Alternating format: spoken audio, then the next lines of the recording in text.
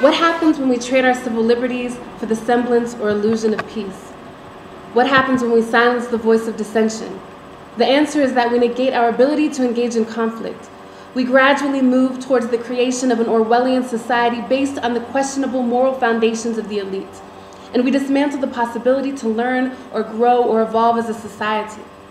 Conflict denotes a kind of struggle resulting potentially in a solution. It is only through disagreement and divergent ideas that new ideas are given room to breathe and develop.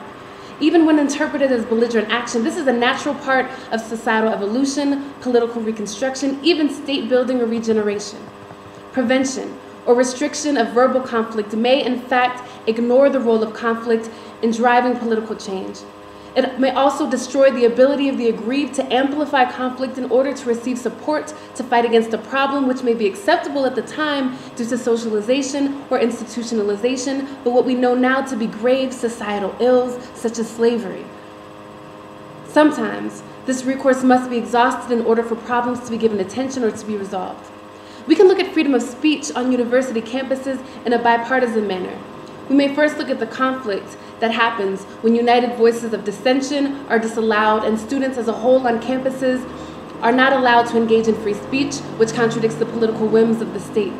And secondly, we may look at the conflict that occurs in interpersonal communication on college campuses in which particular discussions are not allowed.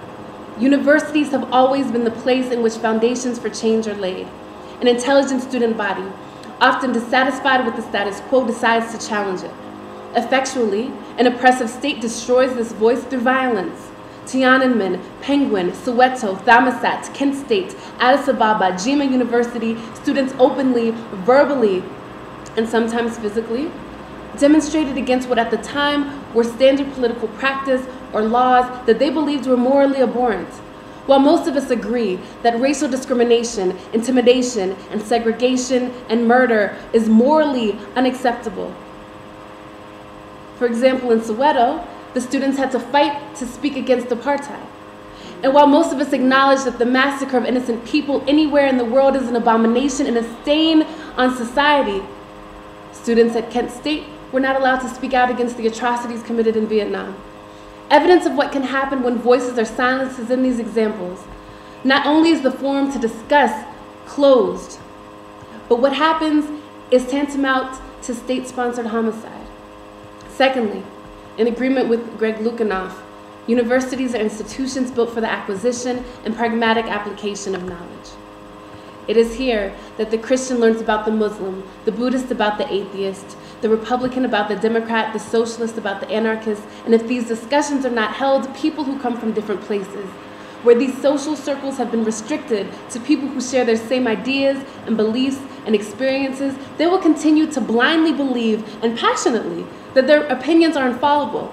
They will continue their line of thinking after university, in the working world, in consequential relationships. They will never shake this sense of righteousness and right. They will not learn to be open to the possibility that there are other valid ideas and beliefs and that these could be incorporated into their own. Again, in agreement with Greg Lukianoff, the forum for these ideas gives one the chance to find meaning in their own beliefs. He or she will have their beliefs challenged, perhaps in a way that they never have before. This will cause them to search for better support for their beliefs. And if they find it, their beliefs will be strengthened, and if they don't, they will adjust them accordingly. Such is the nature of evolution. In summary, this is the campus. These are the voices, the minds, the thoughts that will shape the future. And if we are to evolve societally, then it is for us to reflect more than elitist political will and social norms.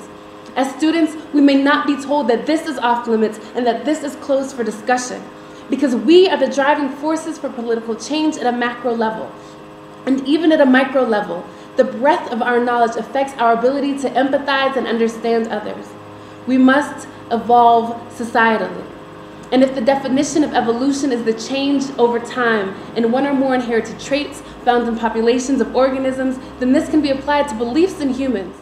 Then, as Darwin describes, evolution has led to the diversification of all living organisms. Quote, endless forms, most beautiful and most wonderful, end quote. And if all of this is true, and diversity and societal evolution go hand in hand, then diversity of opinion is something that should be encouraged, not discouraged, on the university campus.